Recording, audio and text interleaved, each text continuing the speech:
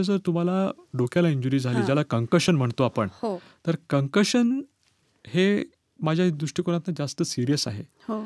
आणि कंकशनला timely treatment म्हणजे वेळेवरती ट्रीटमेंट मिळणं हे महत्त्वाचं आहे. तर कंकशनला आता जे वेल एस्टॅब्लिश्ड आणि प्रॉपरली रिसर्च्ड अशा काही क्वेश्चन्स असतात, एक 10 प्रश्न असतात, जे आपण विचारतो समोरच्या स्पोर्ट्समनला. हं.